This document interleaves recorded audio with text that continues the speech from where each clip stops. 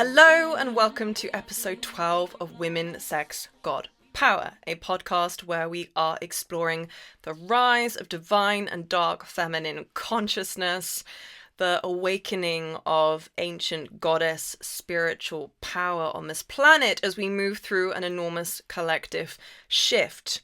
The focus of this podcast is really on looking at how to help women cultivate that power within them so that they can really start to use their self-expression, use the power of their voice, use their creativity, root down into their spiritual purpose and autonomy so they can begin to actualize more of their power. If you are a woman who is new to my space, but you're all about divine, feminine, dark feminine power, wanting to learn how to activate that power within you, you will be thrilled to know that today's episode is called The 5 Laws to Feminine Power.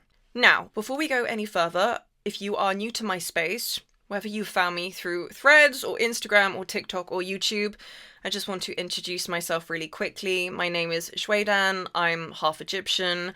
I'm also a channeler and an intuitive. So all of the work that you see from me on social media through these episodes is all purely channeled teachings, and it's coming through from my own Egyptian lineage. So one of the reasons why I get told very often that my teachings are very unique is because they're coming from a very, very ancient source. We're talking about the ancient Egyptian civilization who had access to occult, esoteric, magic, whom also understood what it looks like to be a woman who is in the role of leadership, which is very much the focus of my work. I have 2 ancient Egyptian guides that work with me through these episodes, and it's not something that I really like to talk about too much, honestly, because I don't like people to start thinking, oh, she's kind of floating off into other dimensions and not very grounded. But of course, that is also part of my reluctance to fully claim my spiritual gift for fear of being gaslit or not taken seriously.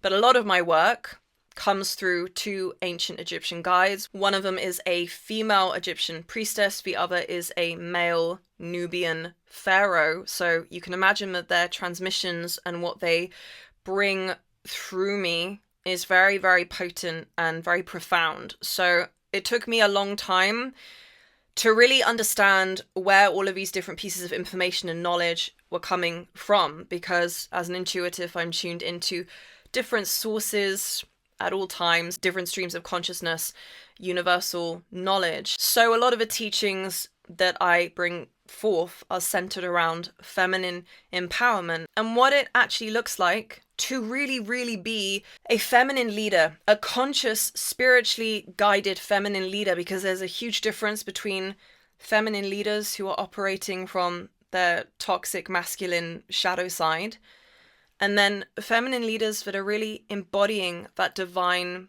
goddess consciousness and that priestess consciousness, that queen consciousness. And it's really a forgotten consciousness on this planet. I say this multiple times throughout many episodes, but it's a forgotten consciousness. So our understanding of what it means to be feminine has been very warped by the patriarchy, by men who have absorbed this very one-dimensional, narrow definition of femininity, which is to be feminine is soft and flowery and floaty and submissive, and you surrender to the man and to the masculine and to this man-made god. And this perception of what it looks like to be feminine through the eyes of the patriarchy has completely cut women off from a source of their godly power, their goddess power. And a woman who is really rooted in her goddess power is a true leader. She knows how to lead her own life. She knows how to direct her own consciousness to create whatever she desires to create in her reality. And she also knows how to lead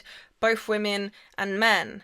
So we're coming out of an era of very narrow perceptions around what it means to be a feminine woman, and really beginning to reclaim a more broader, dynamic, multi-dimensional concept of femininity. Femininity is also that wrath, it's that war, it's that rage, it's that don't freaking test me or I'll rip your head off, I'll rip your tongue out, I will spill blood. And I have no problem with doing some damage if it means that I need to fend for the human race and protect what is precious and pure and innocent. So this is really about reclaiming what it means to be a powerful woman. And to be a powerful woman means to be a leader of your own life, a leader of your own consciousness. And I think there are a lot of very, very warped ideas of what it means to be a powerful woman that are still rooted in, the shadow of a feminine whom uses manipulation, whom uses, seduction tactics in order to get her way, or is just generally operating from a very egotistical place. But a truly powerful woman is someone that knows how to direct her life force. What does it mean to be powerful? In essence, it means to be somebody who is literally powerful, full of their own life force, full of consciousness, fully awake to their own being, the power that they contain within their own being, and their ability to be able to direct their consciousness wherever they want. So that is really the definition of feminine power. According to what I have channeled, what has come through me on this particular topic, which you will not find anywhere else on the internet, I'm very proud to say, there are 5 laws to feminine power. The first one being your spirituality. And when I talk about spirituality, let's break it down because we all have different definitions. I'm speaking about your relationship to source. So how much of your everyday life is really spent in co-creation with universal wisdom, really tapping in to source, the intelligence that lies within the universe that is attempting to guide you and lead you at all times. How aware and connected are you to that force? This is the force that is really influencing, subtly or grossly influencing, every area of your life, and particularly for women who are on a very spiritually centered path, it's even more important to really align with that energy, to really understand what is it that I've been put on this earth to really master in my life, to purify, to actualize. What parts of myself, parts of my expression am I here to really actualize and really, really master? Someone who is connected to source and has that co-creative relationship, every single decision has to be aligned with your spiritual dharma. If you make a decision that is not really fully in harmony or alignment with what you came here to create, then it's going to backfire. And when we're on the spiritual path, it backfires. It backfires a lot faster on us when we're not really listening. And part of this is because we've come here to live a spiritual life, to really act and move and create in alignment with source energy.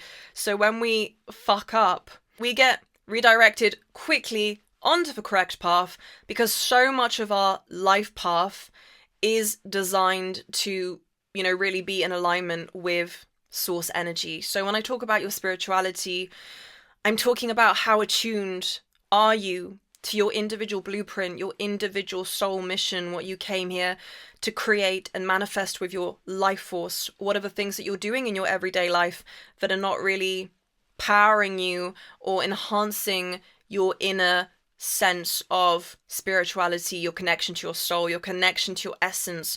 What are the things that are polluting your consciousness and taking away from your ability to actualize your power? And what are the things that are really feeding you and supporting your ability to do so? When we are on a spiritual path, we kind of don't have time to mess around. In fact, we don't have time to mess around at all. So this is very much about aligning with the highest decision that you can be making in all moments. What is really going to propel me forward? What is going to line me up with the opportunities, the wealth, the people, the circumstances that enable me to really be on path with my purpose?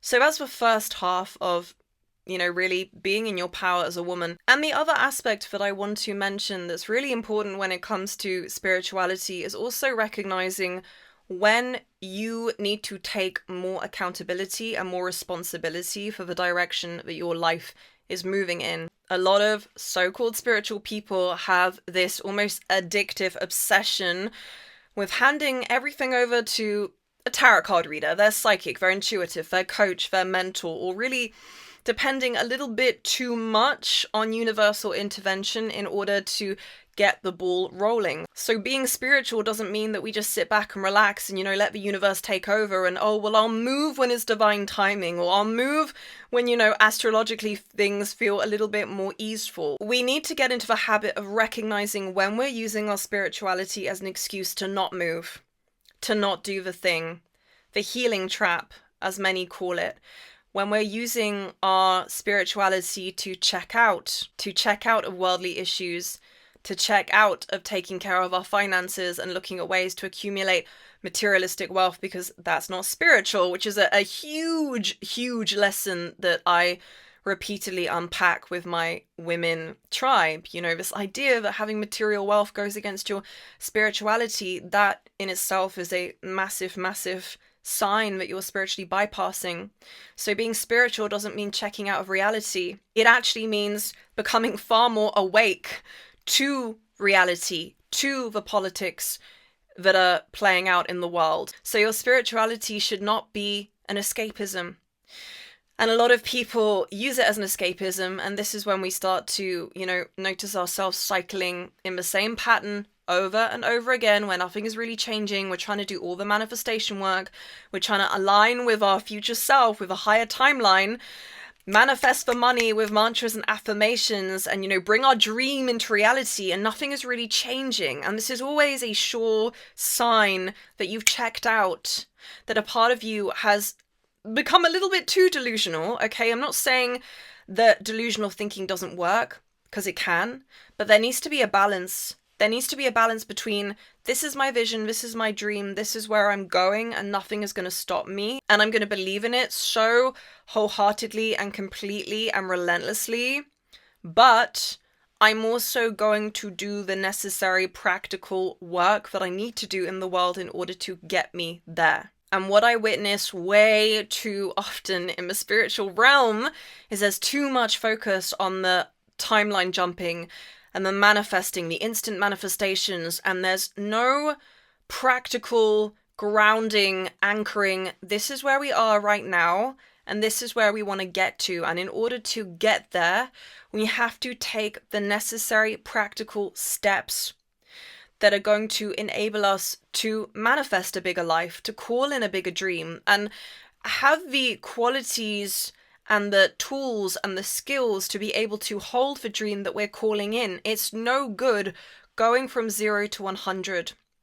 So part of where you take back your power as a woman, as a man as well, but I'm speaking specifically to women here, is really becoming very honest with yourself as to where you're checking out and becoming a little bit too delusional, a little bit too floaty, daydreamy, and not actually laying the groundwork to help you get from A to Z. And all of the work that I do with women, the work that I'm currently doing with women in my leadership program, She Rebelled, for the New Feminine Leader, all of it is, a balance between the energetic work and the practical work. What are the beliefs that need reprogramming? How do we do energy work on our own self, our being, our body, our consciousness, our subconscious, our superconscious, to get all parts of us, or as many parts of us as possible, in alignment with the dream that we are trying to call in? That's half of what we look at in this program.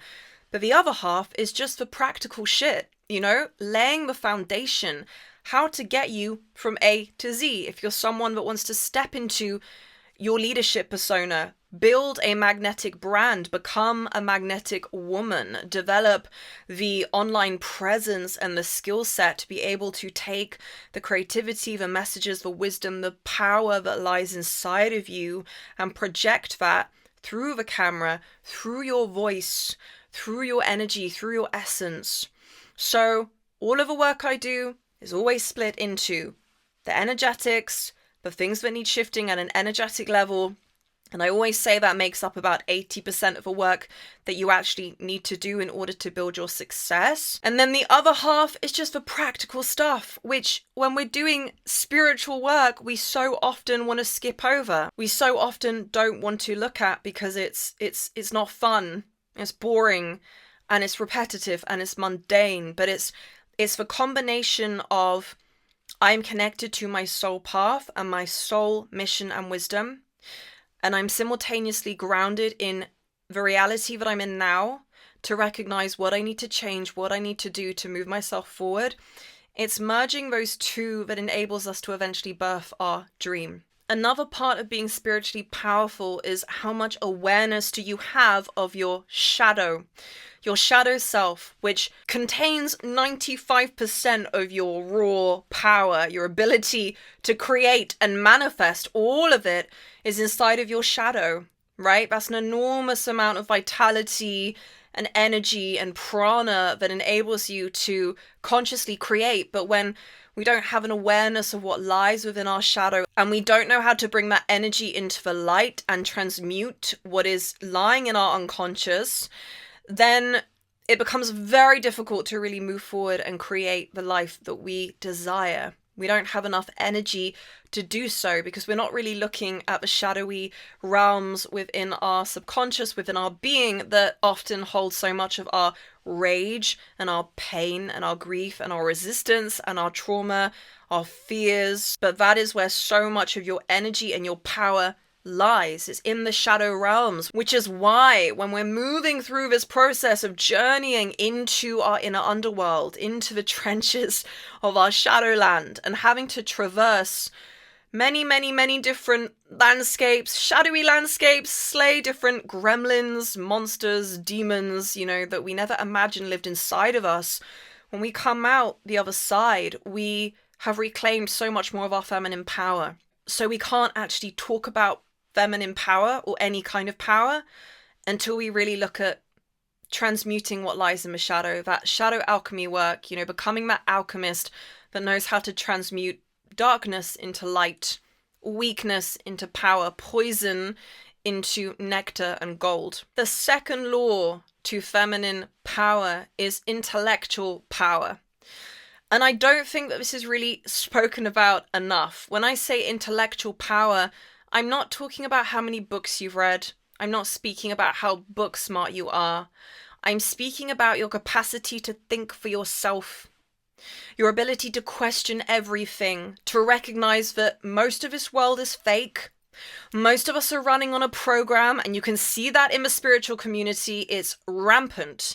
There's copy and pasting of, oh, this is what it looks like to be spiritual. This is what it looks like to be in my divine feminine. You can see that it's a regurgitation of the same intoxicating, annoying ass shit over and over again, where no one is really speaking from their own unique essence and their own authentic blueprint. Why? Because there hasn't been enough self-analysis, enough inner introspection that enables a person or a community of people to really recognize what is mine and what am I just absorbing from the collective mind because it's a trend, because it's a program, because that seems to be the right thing to do. So intellectual power, questioning everything you see, questioning everything that you are absorbing from your reality. What feels real in my body? What feels inauthentic? Who feels like they're actually hiding something and they're not actually being entirely honest or in their integrity when they're selling this program, when they're telling me the story about their life, or whatever. But intellectual power is the ability to just question everything, to really recognize that most of this world is fake. Most of what you see in the world is a result of patriarchal construct. It is entirely a matrix of cultural and social programming and dogma and dysfunctional masculine institutions, which have created many forms of illusion, which a lot of you are buying into on a day-to-day basis without even realizing it. So this is about questioning everything you see and really getting back to the core of what makes sense to you, what feels good in your body. This is about developing enough discernment and shrewdness to not allow certain thought forms, I talk about this a lot in my masterclasses and this program, not allowing certain thought forms to enter into your consciousness, into your awareness, and corrupt you and poison your own thinking. And This is work we have to be doing on a daily basis, all right? This is why in every single ancient spiritual lineage, people who are really committed to the spiritual path, they are chanting mantra every single day on repeat. They are playing mantra in their home 24/7 to keep the space and the atmosphere protected and clear and purified so that collective thought forms can't penetrate and infiltrate.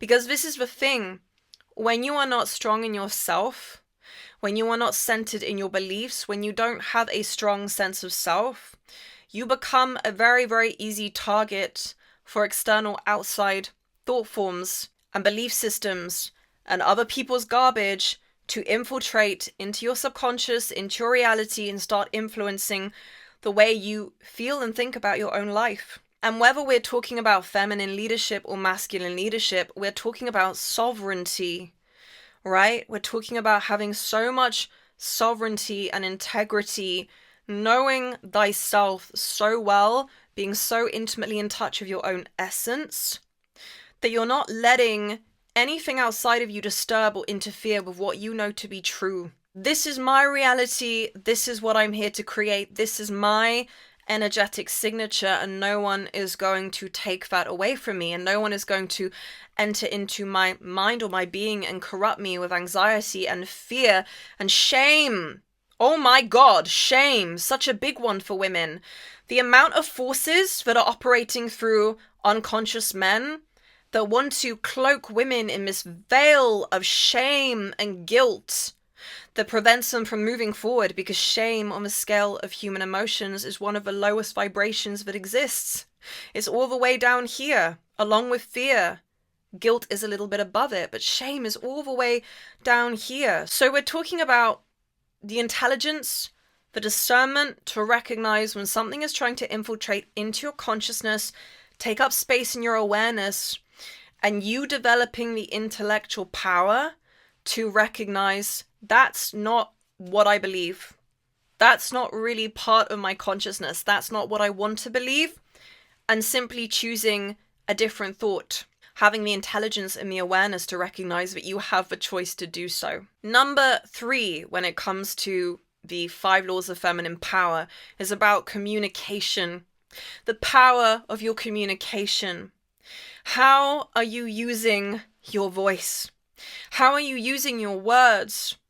Are you using your words to cast spells over people and hypnotize them in a way that is creating more damage and more suffering in the world? Or are you using your words to hypnotize people into awakening to their power? And we have to be so awake to all the ways that we unconsciously use our words. Leaving a nasty comment on someone's Instagram post, as an example, typing something nasty on Threads. I've had this from several women in the last 2 weeks. And when I sit with, the energy of that person, any person that is sending anything unkind or hateful my way, I'm feeling into the amount of toxicity and poison that they are pouring into their own system from sending that energy in my direction. But really, it's just poisoning them. Right? I have enough self-love and self-empowerment and spiritual protection around me to transmute that immediately. So it doesn't matter what people send me anymore. I just send it right back to them. And there are a lot of different practices that you can learn to do this. We are also doing a lot of this work in the She Rebel program. Psychic protection, learning how to show up in your power and protect yourself from that unwanted, energetic interference or psychic attack. But this is about becoming so conscious of how we're using our self-expression, because your voice is a gift. Your ability to use language and words, it's a gift. And there's so much power in it. And when we're not using it consciously because we're speaking from pain, we're speaking from unintegrated wounds, unintegrated shadow, we create so much destruction and suffering. So your communication, and I'm not just talking about verbal communication, I'm talking about your expression as an individual being can either be the greatest medicine for humanity, for the people around you, or it can cause the greatest destruction and suffering. And I've grown up around people who were very, very dysfunctional. I've had many, many different spiritual awakenings as a result of being born into a certain family, let's just say, that were very, very toxic and dysfunctional. And seeing people repeatedly use their words and use their energy to destroy and tear people down rather than building them up, it creates so much devastation. It's such a dark energy, that energy of pain and wounding and suffering, and not knowing how to really transmute that and release it and heal it within our system and transform it. So it ends up instead spilling out in these moments of unconsciousness in the online space. We see someone who's powerful, usually a woman. We see a woman who's powerful and beautiful and radiant, and it triggers us. It sets us off because we feel inadequate or we feel inferior, or her liberation triggers us in some way. It triggers the part of our shadow that doesn't feel free. And then we begin to use our expression and our words to create more unkindness in the world and more pollution. So this is such an important one. This is such an important one. Really using your expression as a woman and as a man consciously. You don't need to say everything that's on your mind. If things irritate you or annoy you, there are other ways that you can transmute that annoyance and that irritance inside of your body and your being. You don't need to speak everything into existence. Become conscious of when you are complaining too much, gossiping negatively, engaging in any form of communication that is not actually creating more magic and more expansion and more joy in your reality and in the reality of the collective consciousness. You are that powerful.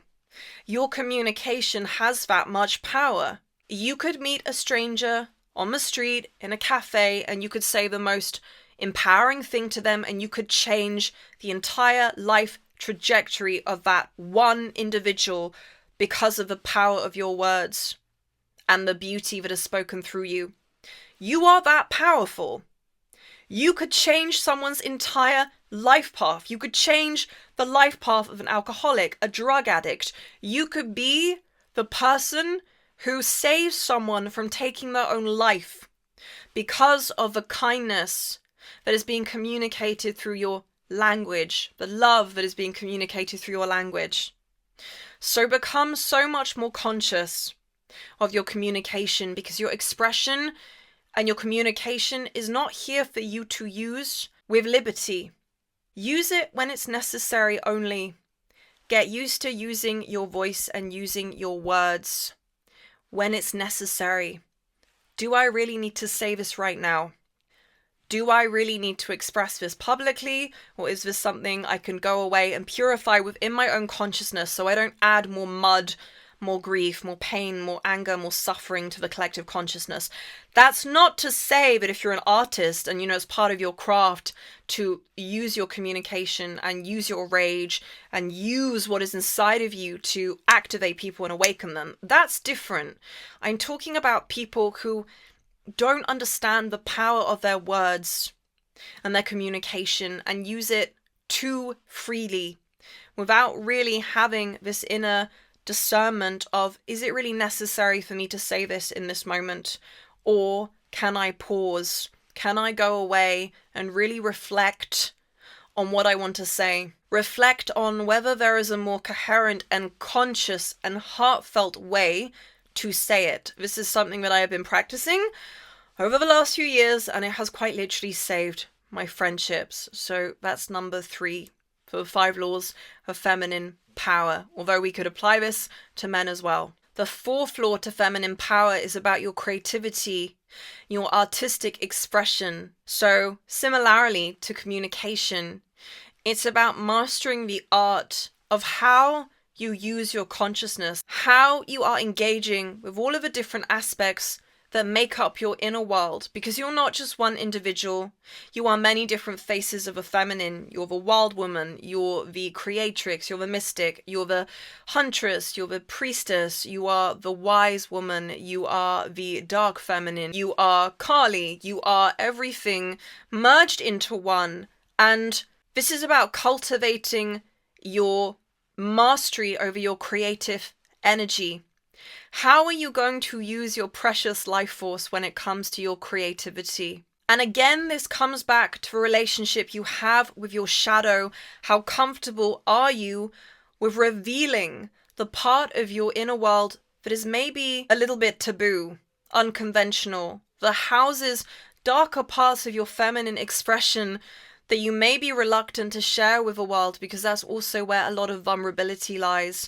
It's where a lot of truth lies, and it's where your greatest power lies as a creator, as a creative woman. And so many women fear their creativity because we live in a culture that shames women for pursuing their creativity, for pursuing the creative path, for wanting to pour their energy and intention into manifesting their creative dream, opposed to walking a more traditional life path associated with womanhood or femininity.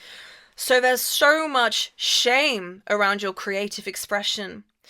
And this is really about finding the power to be able to actualize the part of your expression that you have been forced to diminish and shun, and that you yourself have demonized because you have been raised amidst a culture of people who are also so fearful of their own inner world, fearful of their creative power. And creative power is so intimately interlinked with sexual power. So for women, there is such a fear of, if I vocalize this part of my expression, which is often not seen in the feminine collective, often not communicated through a lot of female singers or artists or poets, because it's considered so taboo, because it's considered off limits. That's a part of your expression that you shouldn't be airing publicly. Put it away, hide it, repress it, like keep it to yourself. There's no need to share that publicly. What will people think of you? If you think about how intensively that program dominates our inner world, and it is a patriarchal program again, right? It's born as a result of men fearing the creative power that women have, fearing the power that women have to be able to shape and mold the collective consciousness through their art, through their creativity, through giving life and giving voice to the parts of their inner world that reflect an aspect of human consciousness that is often considered too dark or too violent or too unacceptable in order to be brought into the light. So much of you reclaiming your power as a woman comes in reclaiming that creative self, that wild self, that self that shows up every day and says, I'm going to make art because it's screaming inside of my being and I need to let it out. And what I'm about to create doesn't need to make sense to anyone watching me. It makes sense to me. It feels good to give that part of me life outside of my body, to let it live outside of my body, to let it express itself and have its voice in the world. It feels good and healing and expansive and liberating to bring this part of my expression into a space in which it can be fully witnessed and fully acknowledged by the collective, because I know in doing so, it's not just going to heal me, it's also going to heal so many women and men who feel that they've had to repress and diminish this part of their expression for fear that they are going to be chastised, kicked out of their tribe, rejected, abandoned, criticized, judged by the people who are supposed to love and support them. Do not underestimate the amount of courage and consistency and persistence that it takes to bring the living aspects, the wild, unconventional, nonsensical aspects of your inner world with their own personas and their own voice and their own dysfunctional way of surviving into the light. It takes a lot of courage, an awful lot of courage, but so much of your power is found there. And when we bury and suppress that part of our creativity from living outside of our body, we begin to get sick. We get resentful, we get bitter, we feel lost, we feel purposeless, we feel exhausted. Because there's so much life force inside of us that wants to be witnessed, that wants to be seen. And again, so much of the work that I'm doing with women this year is helping them overcome their fear of visibility, their fear of being persecuted. This is literally 70% of a She Rebelled leadership program, the fear of being seen in your radiance, in your power, but the suffering that we feel from not allowing that part of us to really live in the world is so much greater. So this is the fourth law of feminine power, allowing your creativity to have its voice, knowing how to direct your creative energy through your intention, through your discipline, through the daily practice of showing up for that part of yourself that wants to be nurtured, that wants to be loved, that wants to be strengthened, so that when the time is right, it can step out of you, step out of your body, and exist in the world to be witnessed and acknowledged and celebrated, maybe misunderstood as well, but that's not your problem, but also celebrated by people that need to see and witness that particular part of your being and your expression, because it's going to remind them that it's okay to be unbelievably complex in ways that our conscious mind can't comprehend. The fifth and final law to cultivating feminine power, and this probably should have been mentioned before the fourth one, is your relationship with your sexuality, with your sexual energy, understanding that your sexual energy is life force energy. It is what created you. It is what gave birth to every human being on this planet, obviously.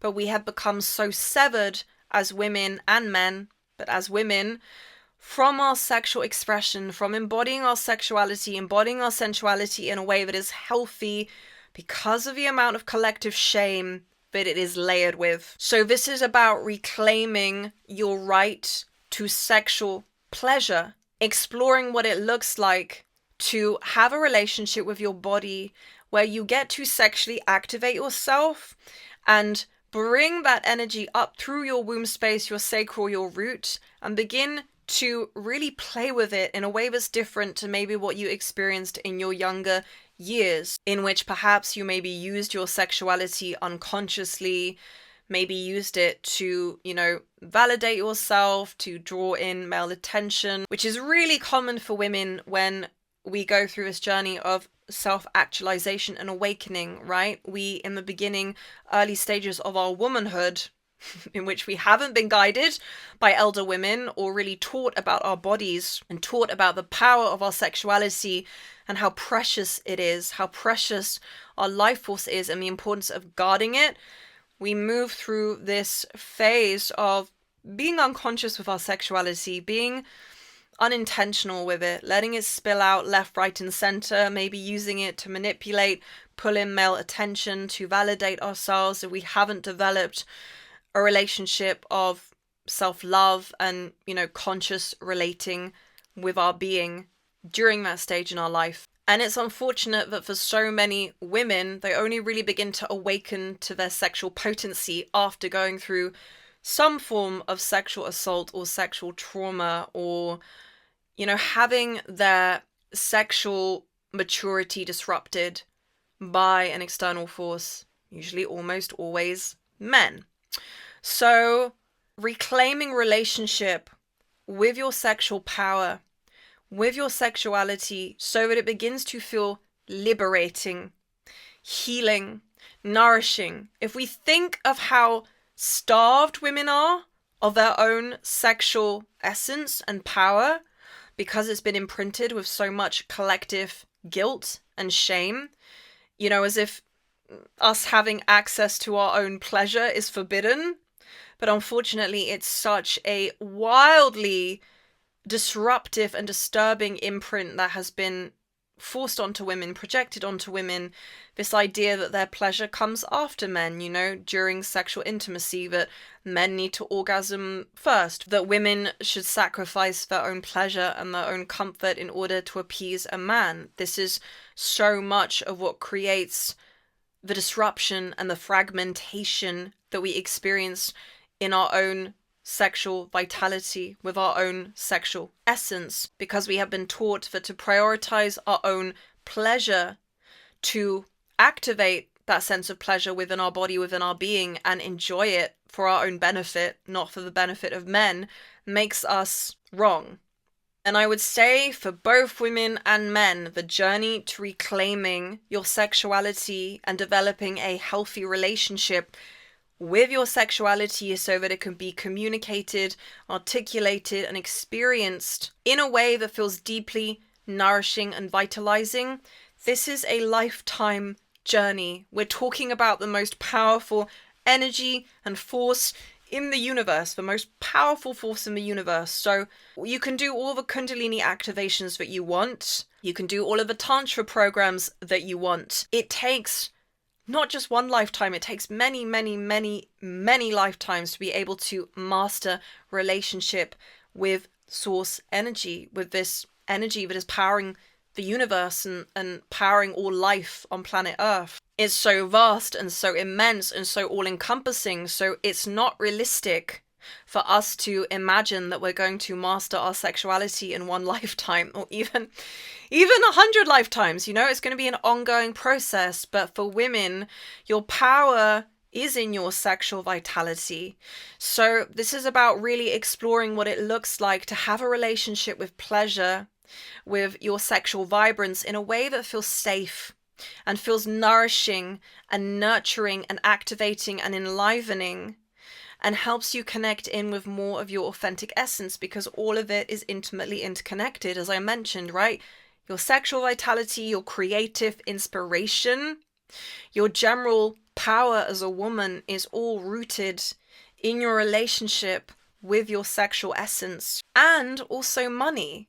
How comfortable do you feel with receiving money, with receiving vast amounts of money? Again, we're looking at your relationship with pleasure. And this is not separate from your sexuality, right? Your ability to receive more pleasure, receive more sexual pleasure, is so intimately tied with your relationship with money.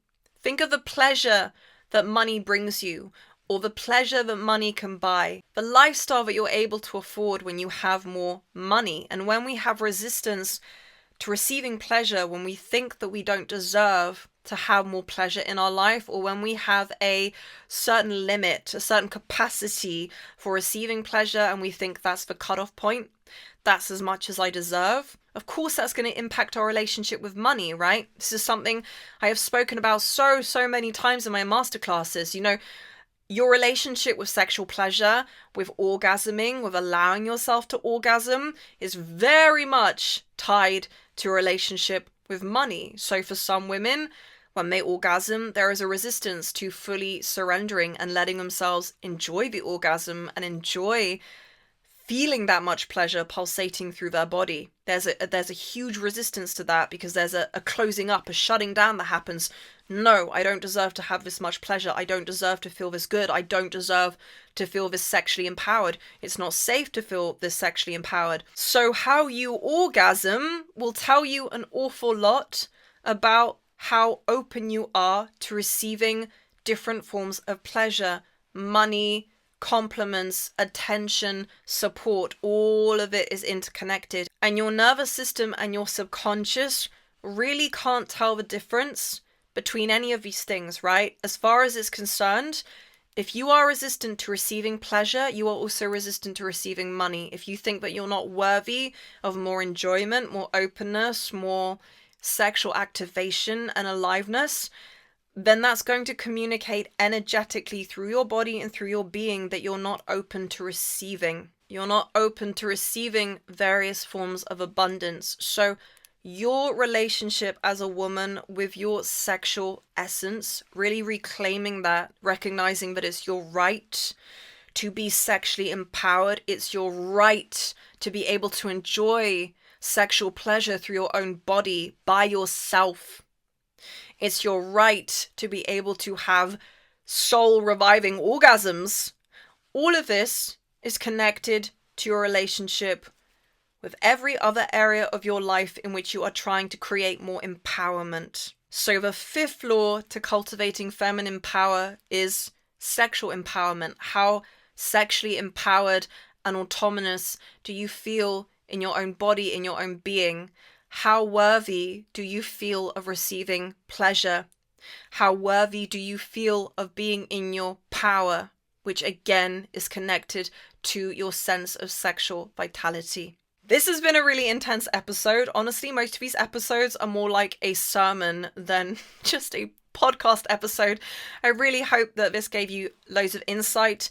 If you are curious to know about the work I'm currently doing with women, I have a free webinar called The 3 Steps to Magnetic Leadership. I'm going to link it in the show notes, so do make sure that you check out the show notes after this episode and register and sign up to watch this free webinar. And just a quick reminder to the women who are interested in joining the leadership program, She Rebelled for the New Feminine Leader. The early bird offering is going to be available up until the 26th of July, and then the price for the program is going to significantly increase.